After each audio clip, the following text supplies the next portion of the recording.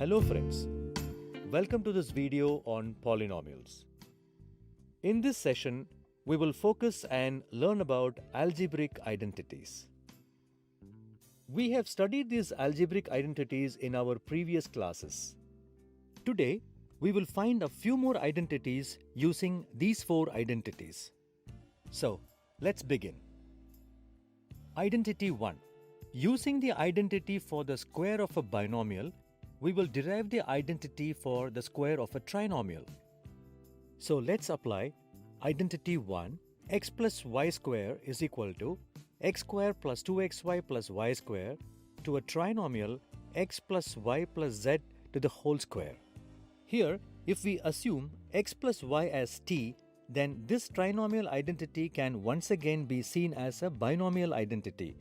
You can also assume y plus z or x plus z as t. Our goal is to convert it from a trinomial to a binomial. Now, we can use identity 1. And now, keep the value of t. Then you will get this. X plus y plus z the whole square is equal to x square plus y square plus z square plus 2xy plus 2yz plus 2xz. We can remember it like this. In the square of a trinomial, there are 3 squares and 3 factors. And this is called identity 5. Just like we learned how to derive the identity of the square of a trinomial from the square of a binomial, we will now learn to derive the identity of a cubic polynomial from a quadratic polynomial. So, let's compute x plus y to the power of 3 by applying identity 1. We can write x plus y to the power of 3 like x plus y into x plus y to the power of 2, which becomes x into x square plus 2xy plus y square plus y into x square plus 2xy plus y square. When simplified, this becomes x cube plus 3x square y plus 3xy square plus y cube. Or you can write it like this as well. X plus y to the power of 3 is equal to x cube plus y cube plus 3xy into x plus y. And this is identity 6. The next identity is based on this only. We have to find the extended form of x minus y to the power of 3. We can derive this by substituting y with minus y in identity 6. And let's call it identity 7. And now let's move towards the last identity of the session. X plus y plus z into x square plus y square plus z square minus xy minus yz minus xz. It looks a bit different in its extended form. So after this step, some terms cancel each other, leaving only x cube, y cube, z cube and minus 3xyz. And this is our identity 8. If you notice, we have expanded the right hand side to equal the left hand side. You can write this in any order. Friends, can you tell us why we use identities in the study of polynomials? These identities help in finding the factors and multiples of algebraic expressions. And we will see similar examples in the next video. So what did we learn in today's session? We learned about algebraic identities. And now, we will meet in the next video. Thank you.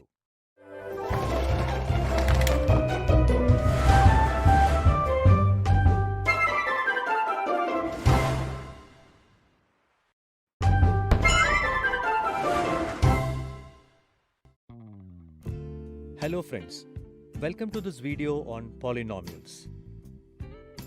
Today, we will solve some questions based on algebraic identities. We have a total of 8 identities. By using these 8 identities, let us see how to find the factors and products of polynomials. So, let's start with our first question. Find the product using the appropriate identities. By looking at these 8 identities, can you tell which one can be used to solve this question? To find the answer to this, we will have to see to which identity this question resembles. That is, in which identity there is a sign of addition and subtraction between two terms, and that is identity 3. X square minus y square is equal to x plus y into x minus y. That is 2x plus 1 by 2 into 2x minus 1 by 2 is equal to 2x square minus 1 by 2 to the power of 2. After solving this, we will get 4x square minus 1 by 4. Now, let's find the solution to another sub-question in a similar way. All identities are related to the addition or subtraction of two terms. If we write it in the form of 100 plus 7 into 100 plus 5, it will look like identity 4. X plus a into x plus b is equal to x square plus a plus b into x plus ab, where x is 100 and a and b are 7 and 5 respectively. So 107 multiplied by 105 would be 100 square plus 7 plus 5 multiplied by 100 plus 7 multiplied by 5, which becomes 10,000 plus 1,200 plus 35. That is in total 11,235. Let's move to the next question. Find the factors of 9x square minus 6x plus 1 using the appropriate identities. Which identity does this look like? Can you answer? In such cases, pay attention only to the variable, that is x square minus x plus dash. Doesn't this look like identity 2? If we write it like this, 3x square minus 2 multiplied by 3x plus 1 square, then this becomes equal to 3x minus 1 to the power of 2. Let's go ahead and take the next question. Expand 2 by 3y minus 1 to the power of 3 using the appropriate identities. Here we have to use the identity directly, where x is 2 by 3y and y is 1. Pause the video and try to solve it yourself. The solution will be somewhat like this.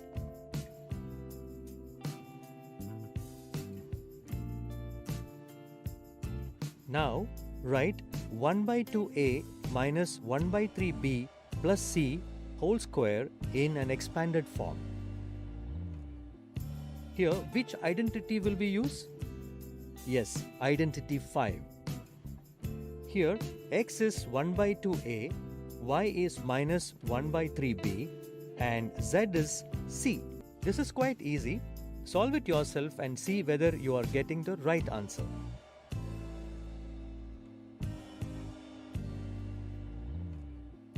Let's take the next question. Find the factors of x square plus 4y square plus 9z square minus 4xy plus 12yz minus 6xz. Once again, we will look only at the variable and all the identities and find out with which identity it resembles. If we write this expression only in terms of x, y and z, then it will look somewhat like this. And now we will write it as identity 5.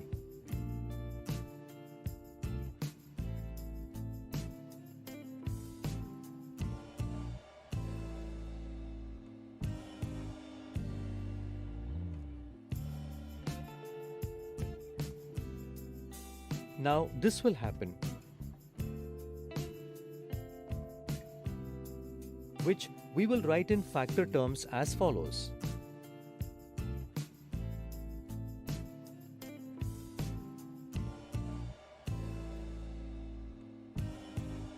And now let's take the last question of this session. The area of the given rectangle is as follows: 32x square plus 6x minus 5. Give the possible expression of its length and breadth. Friends, the area of a rectangle is length multiplied by breadth. The area of a rectangle is a quadratic polynomial. After finding its factors, we have to substitute it with the length and the breadth. This means we have to find the factors of this polynomial. We will solve this polynomial 32x square plus 6x minus 5 by splitting the middle term method. So 32 multiplied by minus 5 will be minus 160. Now two numbers whose product is minus 160 and the sum is 6 are 16 and minus 10. Now let's write it like this. 2x plus 1 and 16x minus 5 are the possible expressions of the length and breadth of this rectangle. So friends, that's all in today's session. In today's video, we learned to solve questions based on identities. See you in the next video with some more questions. Thank you.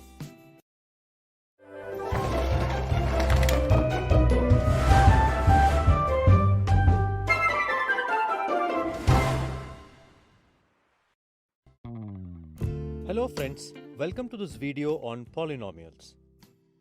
Today we will discuss some questions related to algebraic identities. Find the value of 98 to the power of 3 using the appropriate identities. You must have seen such questions. How would you solve it? Generally, we write such questions in this form: 100 minus 2 to the power of 3. Can we also write it like this? 90 plus 8 to the power of 3? Yes. When we write it as 100 minus 2 to the power of 3, then the identity x minus y to the power of 3 is used. And for 90 plus 8 to the power of 3, we will have to use the identity x plus y to the power of 3. Pause the video and try to solve it yourself.